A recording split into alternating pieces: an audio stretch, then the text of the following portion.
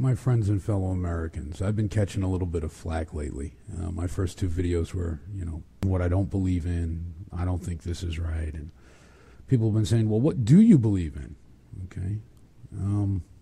Well, I guess I need to clear that up. I'm a libertarian. I don't always fall on the left of an issue. I don't always fall on the right of an issue. As a matter of fact, I'm usually almost always somewhere right in the middle. Firstly, I guess you'd have to say that my belief is in the United States Constitution. Whenever anyone asks me a question that has legal ramifications, political ramifications, my first thought is, let's look at the Constitution. So having said that, let's go here. I believe that street drugs should be legalized, that it is not the government's place to tell a citizen what they can and can't put into their body. Surely we have laws, you shouldn't be able to drive while you're high. Well, duh. We already have DUI laws, driving under the influence. So, we're covered. Whatever you do in your home is your business. I believe that people of sound mind have the right to determine when their life should be over. That's right. I am for people ending their lives. I'm for suicide. Well, wait, I'm not for suicide. I don't believe we should make a law against suicide. People who are gravely ill, at the end, if they can't do it themselves, if they have a living will saying that they don't wish to live in that kind of state, I think we should honor that living will, as long as it was made at the time, they were of sound mind. Obviously, by saying of sound mind, this precludes people that have mental health issues that may include thoughts of suicide, blah, blah, blah. They need to be of sound mind. I believe that every citizen that hasn't been convicted of a violent crime should be allowed to own and carry any weapon they choose in any fashion they choose, be it open or concealed.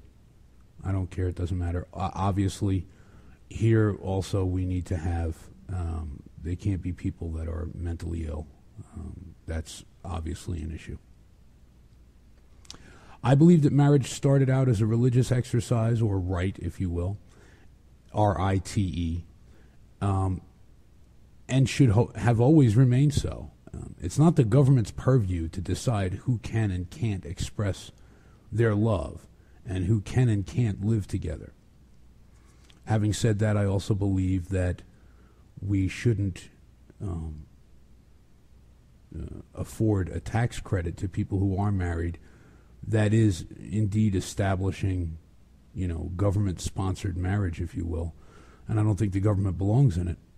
Having said that, it's really simple. You just look at the 14th Amendment. You're not allowed to treat Americans differently. We need to be treated all the same.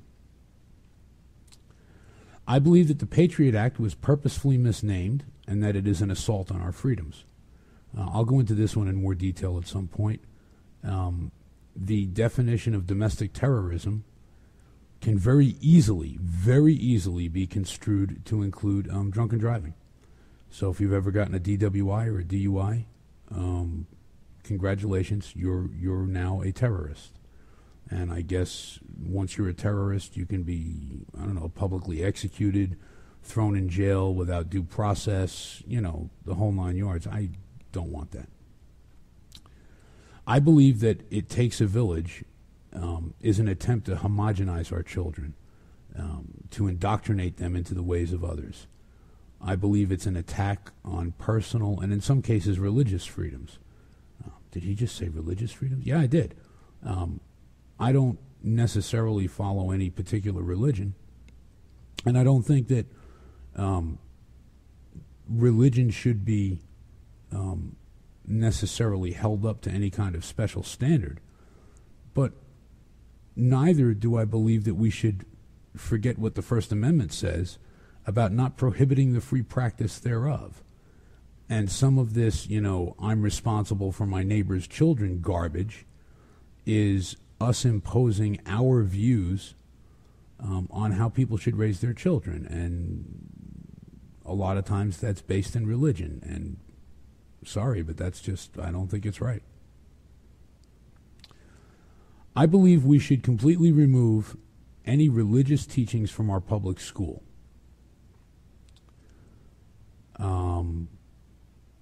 Pretty simple. However, there's a caveat to that also.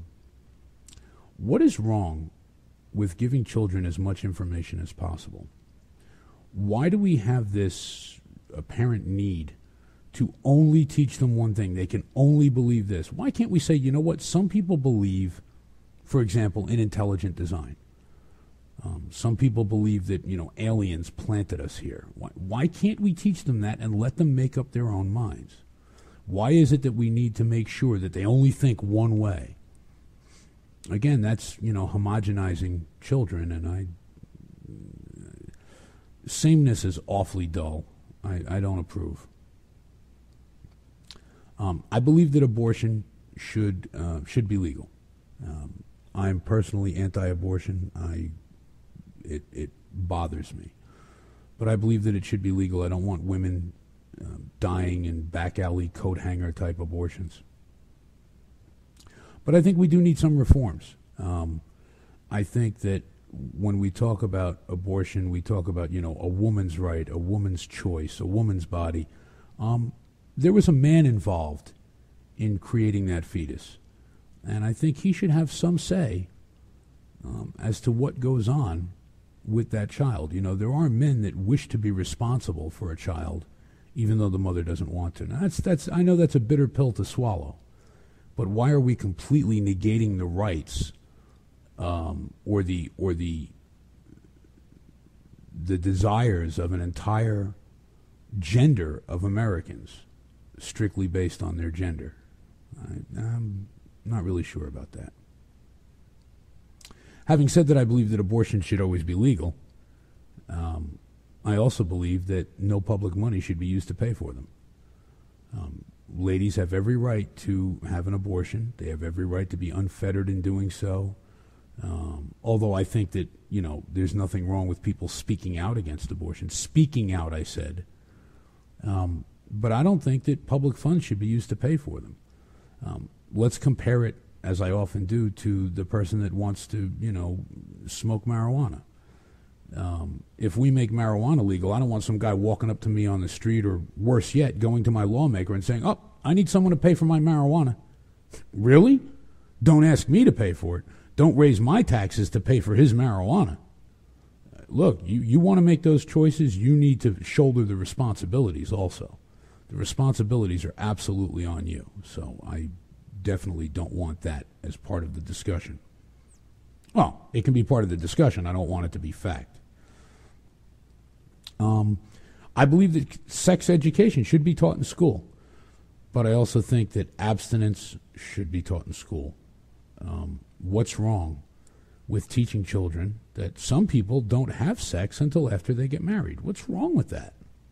Or some people don't have sex until they're 18 years old, until they're adults, until they've seen a little bit of the world. What is so wrong with teaching both sides of that issue? Again, why don't we give them as much information as we can? Now, as kind of an aside, but sort of in the same vein, why don't we teach gun safety in school? I hear all this talk about, accidents with guns, and kids get their hands on dad's guns and horrible things happen. Why don't we teach them gun safety? Oh, sure, dad should teach them at home, too. There's no doubt about it. But if you're going to take the attitude dad should teach them at home, then why do we teach sex education in schools? Let's be consistent here, shall we? Again, what's wrong with giving children as much information as we can possibly give them?